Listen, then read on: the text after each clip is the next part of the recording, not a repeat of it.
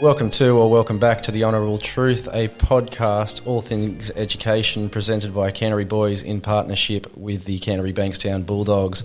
For episode 4, we are joined by an extremely special guest, a Canterbury Boys High School alumni who has been a leader in the sporting and business world. He has played 132 games for the Canterbury Bankstown Bulldogs, a club which he captained in their 1980 premiership winning side.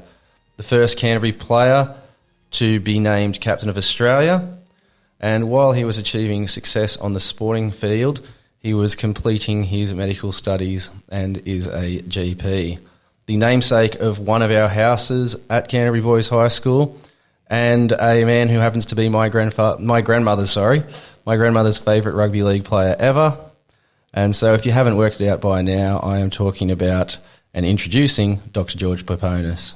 George, thanks for coming. Thank you very much. Thank you. So like I said in my introduction, you were a student at Canterbury Boys High School, so I guess that's the best place to sort of start our chat. It was a bit different to how it is now. Yes, one thing, it was selective, yeah? Yes, it was a selective school and just sort of changing over about the time I came. Oh, okay. We lived at Earlwood at the time and moved to Belmore when I was halfway through first year. Yep. And so kept coming to Canterbury Boys High, which was my preference. Yep. And spent 6 years here and enjoyed it. Played a little bit of rugby union while I was here. Okay. Because it was a rugby union school. It wasn't a rugby league school. Our principal, Ross Dummett, is a bit more of a rugby union man than a rugby league man. Yeah, the last year I was here in year 12, the zone changed. And so some rugby league high schools came in. So we played half a season of rugby union, half a season of rugby league. Oh, wow. Just to the transition period. And when you were studying here, did you have a favourite subject or...? Yeah, probably maths. Okay. I can credit a lot of my success to my maths teacher. Okay. I only did 4 subjects. I did level 1 maths and science and level 2 English and French in my HSE. And I remember the teacher very well. His name was Jeff Garland. Okay. He was also our squash coach. Yep. I played first grade squash for Canterbury Boys High as well. And I would corner him before school, after school, with queries and questions, and he never ever sort of put me off. He would take the time and spend the time with me, and I credit him for a lot of my success. Oh, wow. And in year 11, I think I topped the school in maths. I didn't do it in the HSC, but got enough marks to get a Commonwealth scholarship to go to university at the time. And at university, what did you study? Basically, you went straight into med school. Oh, okay. Yeah. Different to what some of the universities are now. So first year I, was sort of general science, maths. I think I did computing. And then from year 2 at uni, it was just all physiology, biochemistry. We've sort of jumped around a bit, but we'll talk about while you were completing your studies at uni, you were playing rugby league. So was it straight away you were graded, or you were playing in the other sides? Well, I played all my junior representative football for Canterbury Bankstown. That was SG Ball, Jersey Flag, President's Cup. We won the Jersey Flag, and that was the under-17 side. I was graded when I was about 19. Played my first year in first grade in 74. Yeah. Made the grand final in 1974, and I was in 4th year med school at the time. Okay. Just loved my footy. Always did. And was fortunate enough to be able to do both. You can't do that now. It's very professional. But in those days, we only trained 3 nights a week for 2 hours, and it was a Sydney-based competition. Penrith and Brookvale were the furthest I had to travel, and I didn't like travelling that far. Didn't like travelling? Which one did you prefer least, Brookie or Penrith? Probably Penrith. Okay. We always had a big rivalry against Manly, so it was the only time I ever got sent off in first grade was at Brookvale Oval. What'd you do?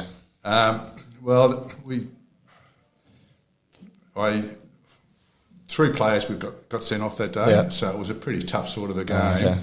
And Max Krilich was my rival, and he was the captain of Manly. And he and I sort of, were always sort of at each other trying to get for the Australian side. Ah, okay. And we'd had a bit of a punch-up earlier. Yeah. And I actually hit him with a head-high tackle. The problem was the guy that was going to give him the ball dummied, and he didn't have the ball. Oh. And so I was the second player to get sent off. Ah, okay. I've only been ever sent off twice in my life, and the first time was playing for Canterbury Boys High School. Oh, wow. At Wiley Park. And I was playing fullback. Yeah. And similar sort of thing. I was catching all these high bombs, and they were just coming through and just flattening me all the time. Yeah. And I thought, I've got to get someone back. And I got an early one and I kicked it back at their fullback and came through and thought, I'm really going to give it to you. And I missed time. The ball was still up in the air when I hit him. And so I got sent off. So they're the only 2 times I've ever been sent off. So hitting the man without the ball both times. Well, the one for Canterbury Boys was missed time. Yeah. The one against Manly, I got 4 weeks for that, missed 2 test matches. The week before, I'd played my first test match for Australia and got the Man of the Match award. And I was suspended for 4 weeks and missed the next 2 test matches, so it was costly. So when you were at Canterbury Boys, you said you were playing fullback. Yep. Your time at the Bulldogs and playing for New South Wales and Australia, you were a hooker, right? Absolutely. Just recently over the weekend, you were named as not only the hooker of Canterbury Bulldogs team of the century, but the captain as well, weren't you? Yeah, it was the Canterbury Bankstown Junior Rugby League. Yep. So, great players like Steve Mortimer and that weren't eligible because they weren't local juniors. So it was the Junior Rugby League team of the century. So someone like Hazem El Masri, I saw he was on the wing. He was on it, and Josh Reynolds was the 5'8", wasn't he? No, Terry Lamb was the 5'8". Oh, and Josh Reynolds is sitting on the bench. I think so, yeah. So Probably I was very honoured to be named in that side and to be named captain of that side. Were you always a hooker, or you played a bit of everywhere? No, I started off as a halfback. Okay. My second year at Canterbury Boys High, I made the zone as a halfback. Yep. And then I played fullback in year 11 and year 12.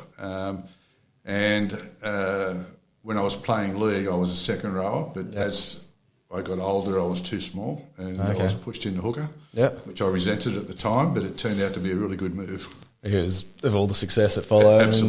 Absolutely. You've sort of mentioned this, and I wanted to touch on it, is the difference of the game now compared to when you were playing. I unfortunately I'd only seen the YouTube clips, and it looked brutal compared to what we see now. Well, the State of Origin was pretty brutal the other night. People ask me this quite often, and they say, it was, a lot tougher in those days, and I don't think it was. It was a lot dirtier. Yep. Right?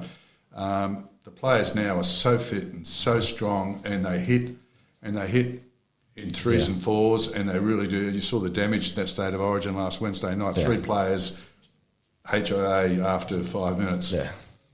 In the old days, it wasn't as brutal, but you had to look out for yourself because if you passed the ball and if you weren't watching out, you were going to cop an elbow or something like that. Yeah. You were going to get whacked, and so it was dirtier. Okay. Yeah. And so you were captain of the Bulldogs. How did that feel as sort of an honour? And Oh, absolutely. I mean, I was captain of my junior team at St George Dragons when I was, in my junior years. So in 1970, 78, 79, I was chosen to be captain. And one of the selectors at the time, a guy that I had a lot of time for, Ray Gartner, who was picked in the 100-year Canterbury side as a halfback.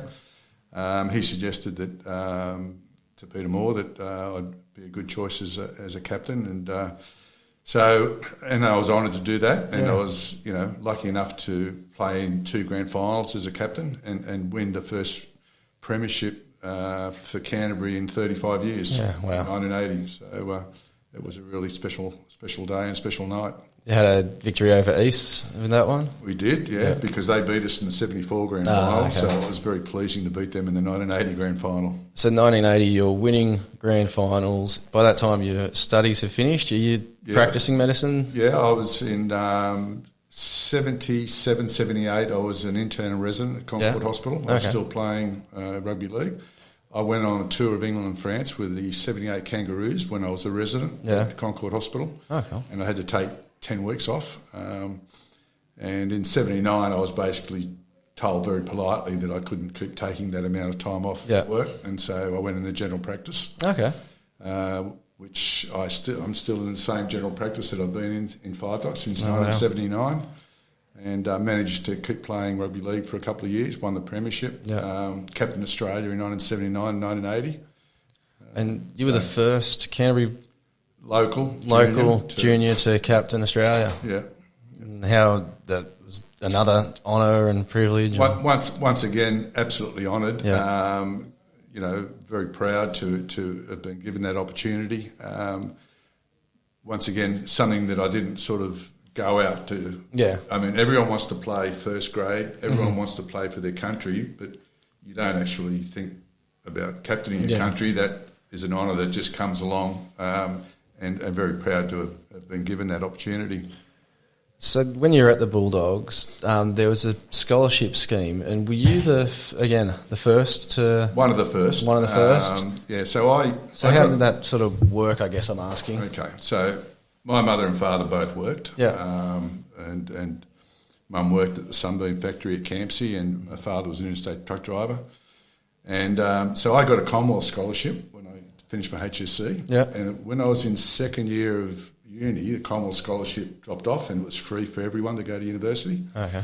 And Canterbury came along, and I used to work at the local Campsie Hotel on Wednesday and Saturday nights. Yeah. I used to pour petrol at Canterbury at the service station and change tyres, and they were in the old days where you used to wash the windscreens down for everyone and check their tyres and pour the petrol for them. Oh, wow. And I used to do that on Saturdays. And so Canterbury came along and said, whatever you're earning, we'll pay this amount of money, and you train to play rugby league. Oh, wow. And I thought, well, I would have done that for nothing anyway. Yeah. So what a bonus, So I gave up those jobs, and Canterbury paid a fortnightly allowance to cover what I would have been earning, and also paid for my textbooks, my lab coats, my stethoscopes, anything that was related to medicine, they covered. Okay. I also, when I was, it was 1975, my second year in first grade, I broke my leg and missed most of the season. Yeah. And I went to America in Phoenix, Arizona to do an exchange program with uni, and worked in a hospital over there for about 10 weeks. And Canterbury paid for my airfares and that to get over there to do that. So very grateful. Yeah. I must admit, our Jersey Flegg coach, which we won at the age of 17, which is when they were looking at sort of giving me a scholarship a year or two later, and Peter Moore went up to him and said, do you think this kid's going to make it? Yeah.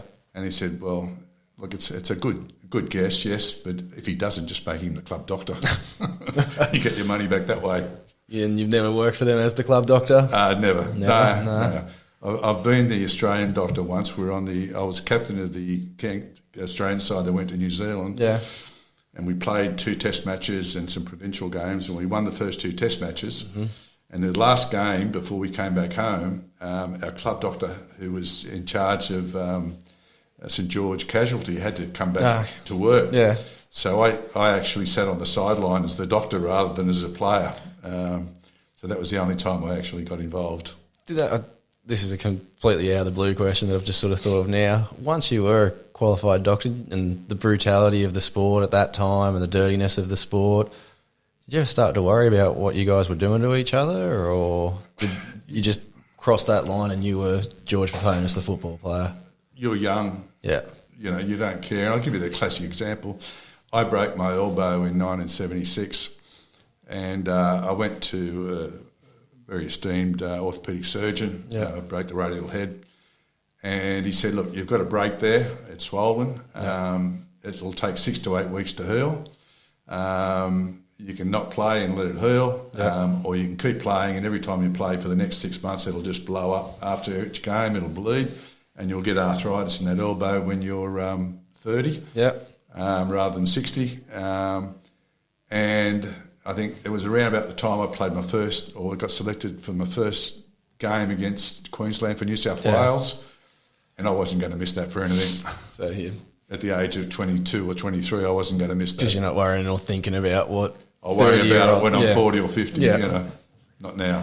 So. And sort of speaking of injuries, talking to someone who did watch you play and loved watching you play growing up, he mentioned to me that you retired too early, but you were sort of forced into that, weren't you? Yeah, I retired at 28, which is reasonably early. Yeah. A couple of reasons. I was pretty lucky in the first three-quarters of my career. I didn't, apart from a couple of broken noses and the elbow, which I dealt with, and a broken leg. But anyway, they were things you can recover from. Yeah. I did in 1981, I did my posterior cruciate, came back in 82 and did 2 discs in my cervical spine, which semi-paralysed my left arm. Okay. And I couldn't even swim. I couldn't get my arm out of the water. I couldn't feed a belt. That's how weak it was. That took about 6 or 9 months in the gym and to recover. And when you're injured, you spend twice as much time because you've got to go to physio and rehab. You've still got to go to the training sessions. You got to go to the games. Yeah. And it was taking a lot of time out of my medical career. Okay. And I had to make a decision. Yeah.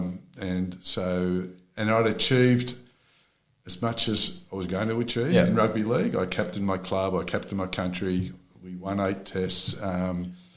We won a premiership, and it was time to sort of spend more time, which was a semi-professional game. It wasn't the money they're getting now. I had a career I had to follow, so I chose that, and I don't regret it. Sometimes I think it would have been nice to go on, but I think I made the right move. And next sort of thing before I sort of leave rugby league and your time there is your participation as a player and a community leader.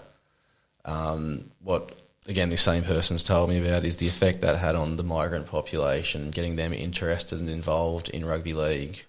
Do you want to sort of talk about that? Yeah, it's funny because at the time I didn't probably realise or appreciate the impact it did have. Mm-hmm.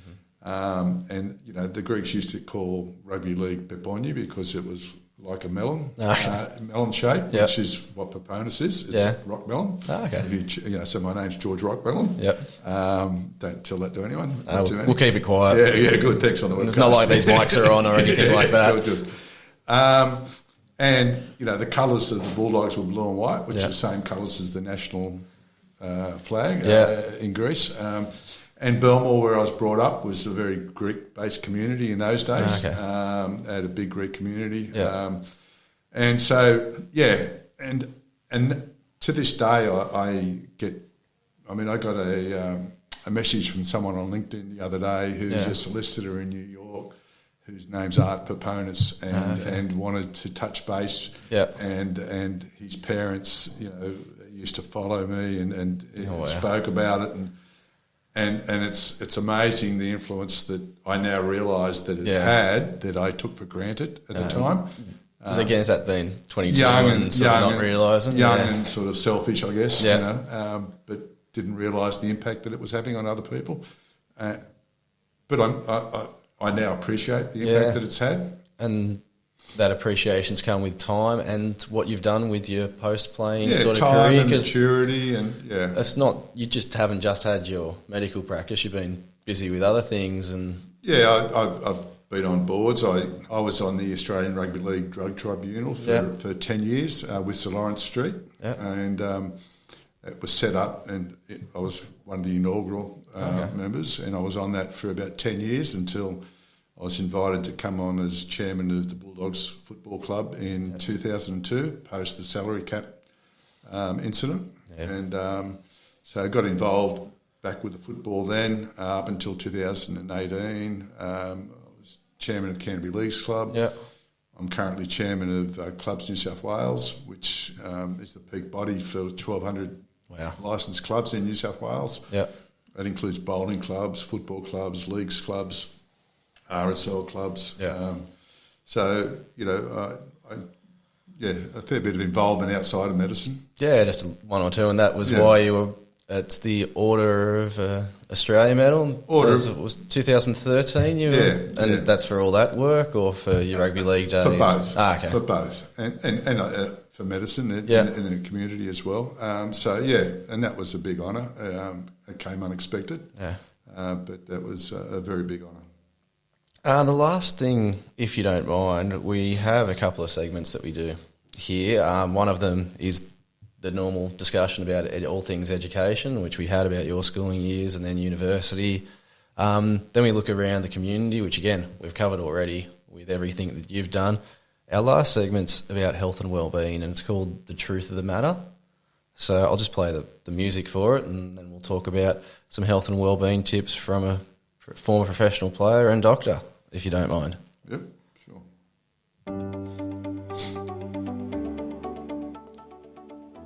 So this will be our last segment, and then you're more than welcome to go to other places, and you're a very busy man, so we do appreciate all your time, and this is one that I have thrown on you without much notice, so I apologise. It's okay. Because we do this for our school community, this podcast, and sort of anyone interested in schools, I guess what I wanted to ask you and get you to sort of talk about just for a little bit is any advice or health and wellbeing tips for young people or high school age students. Yeah, look, I think the best tip I can give is what my father did for me. Yeah. He didn't see me play rugby league till I was about 18. Okay. Mum didn't see me till about the same age because she never drove. Yeah. But my father actually bought my first football for me and my first pair of football boots when I was about 8 or 9. Yeah. And the whole idea was be active, be fit. Mm-hmm. And if you're in a team sport, it gives you responsibility. You care for other people apart from yourself. And it also keeps you off the streets. Yeah. And it gives you something to focus on. And so I think being healthy, being fit, getting into a team sport, I think, because it's not all about you then. Yeah. It's about the team and making sacrifices and appreciating other people for what they are and what they do. I couldn't recommend enough that you get involved in a team sport of any kind. It's a great tip, and that sort of wraps up the podcast for today. I want to thank you so much for your time and being so open, offering the insight that you have into your life and everything that you've done. And thank you. Thank you very much. It's been an honour, and I'm very proud to have been a past student of Canterbury Boys High. Thanks again, George. Thank you.